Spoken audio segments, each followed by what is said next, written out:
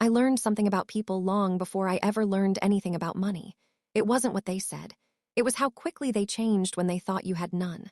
The first time I noticed it, it felt small, almost invisible. The kind of thing you could dismiss if you wanted to protect your illusions. I chose not to. I remember standing in line at the grocery store, counting bills slowly, not because I had to, but because I wanted them to think I did.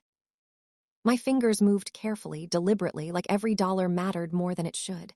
Behind me, someone sighed, not loudly. Not rudely, just enough impatience, discomfort, judgment. I didn't turn around. I didn't apologize. I just kept counting, slower this time. Watching the reflection in the scratched plastic divider between lanes, the moment stretched. And in that moment, I saw it clearly. Not who they said they were, but who they became when they thought I was beneath them. That was the beginning. Not of my struggle.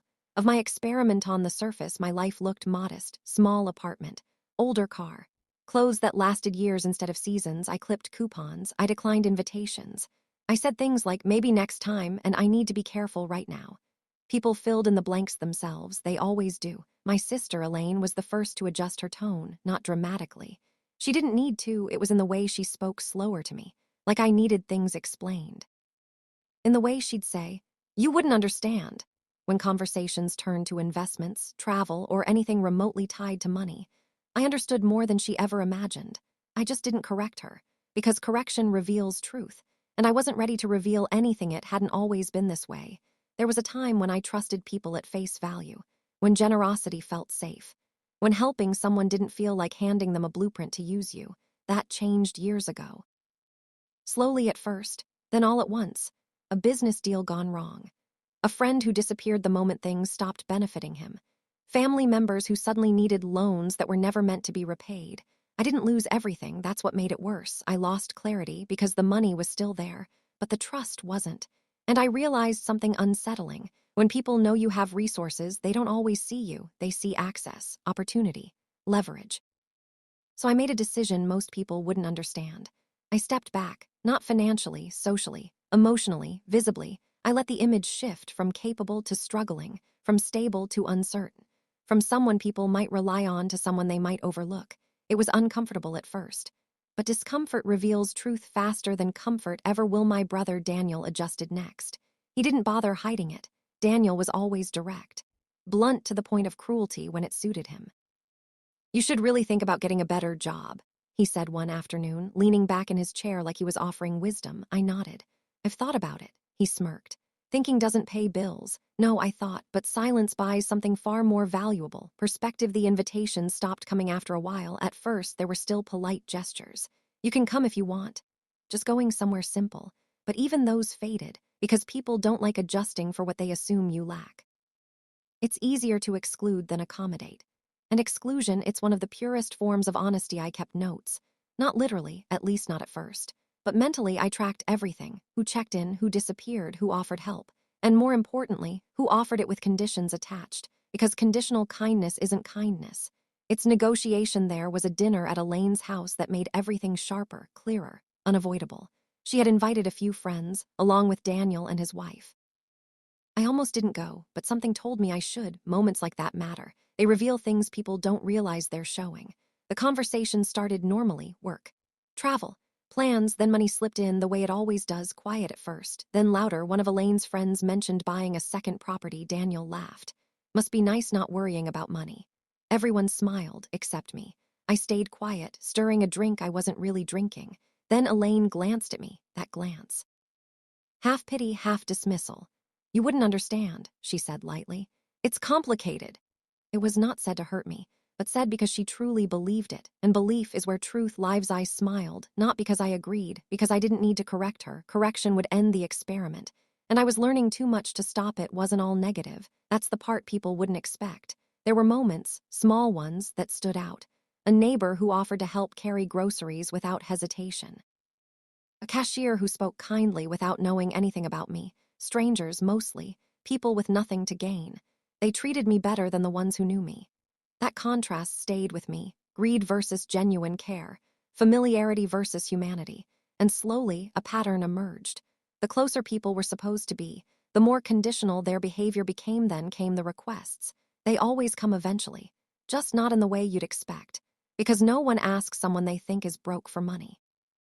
They ask for something else: time, effort, convenience, sacrifice. Daniel called me one evening.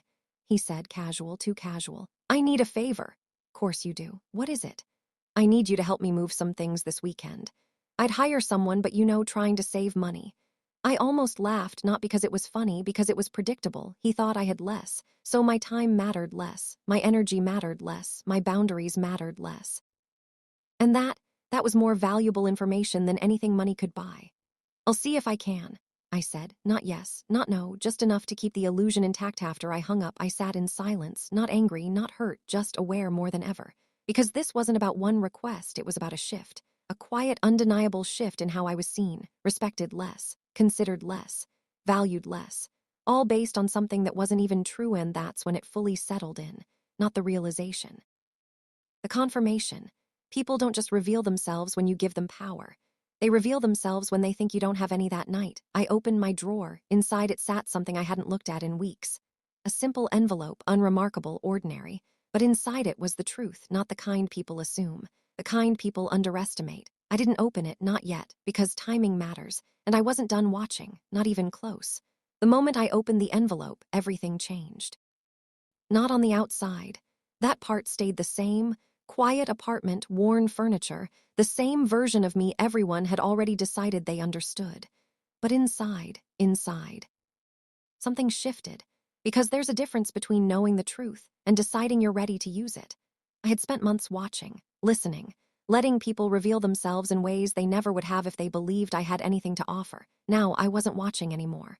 I was choosing. The bank statement wasn't dramatic, no glowing numbers, no cinematic reveal, just clean, precise figures printed in black ink, quiet proof of something no one suspected: stability, security, control, not temporary, not fragile, and definitely not gone. I ran my fingers across the page once, slowly, as if confirming it was real. It always had been, I just hadn't needed anyone else to know. Until now, I didn't rush. That's the mistake most people make when they finally hold power. They want to prove it immediately, expose everything, correct everyone. But timing isn't about speed, it's about impact. And I had waited too long, learned too much, to waste that. Instead, I made a call, not to family. Not to anyone who had already shown me who they were. I called someone who dealt in facts, not feelings. "Good morning," the voice on the other end said, calm and measured. I replied, "I need to review everything." A pause. Everything. Yes. If I was going to step forward, I wasn't doing it halfway. 2 days later, I sat across from a man who didn't look surprised by anything. Not my numbers, not my questions, not even my silence. People like him didn't react, they assessed. "You've been inactive," he said, scanning documents. Deliberately. He nodded as if that explained everything. And maybe it did. We went through it all: accounts, investments, assets I hadn't touched in years. Everything was intact, more than intact. It had grown quietly, steadily, without needing attention, unlike people. "Do you intend to make changes?" he asked finally. There it was, the question that mattered, not what I had, but what I would do with it. I leaned back slightly. "I intend to make decisions." Almost smiled.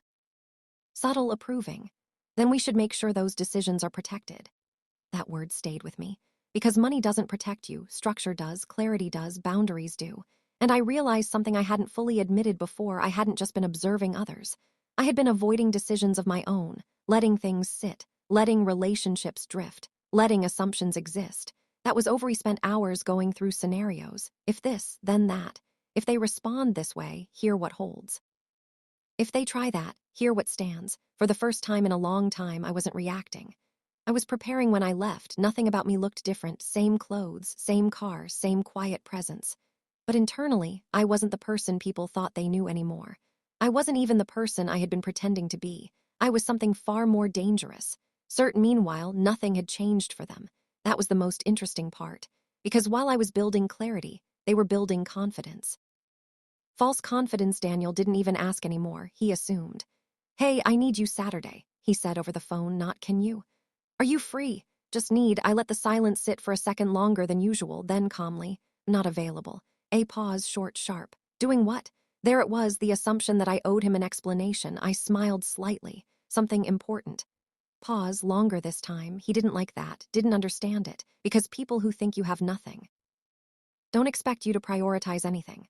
"All right," he said finally, but his tone had shifted, Less casual, more aware, good. Elaine was subtler, she always had been, but even subtle shifts leave marks. "You've been busy lately?" she asked when I stopped by unexpectedly. Something like that. She studied me, not deeply, just enough to register that something was different. Then she dismissed it, because it didn't fit her version of me, and people don't question what feels convenient. That was the pattern. They noticed, then ignored, because acknowledging change would mean admitting they were wrong. And that's something most people avoid at all costs. The invitations came back eventually, not out of warmth, out of habit, and maybe curiosity. I accepted one: dinner, Elaine's house again, the same place where she had once said, "You wouldn't understand." I almost laughed when I thought about it. Almost, but this time I wasn't going to sit quietly and observe, not entirely, because the shift had already begun. They just didn't know it yet. Before the dinner, I made one more call, short, precise. "I'll need documentation," I said, of course. "I want it clear. It will be. No questions, no hesitation. That's what dealing with professionals gives you: clarity, no assumptions, no hidden motives, just facts." The night of the dinner, I arrived exactly on time, not early, not late. Timing matters, even in small things, especially in small things. Nothing looked different. Same house, same lights, same voices filtering through the door before I knocked. But I felt it, that quiet shift again, the one that doesn't announce itself, the one that builds. Elaine opened the door, smiled, but not fully. "You made it."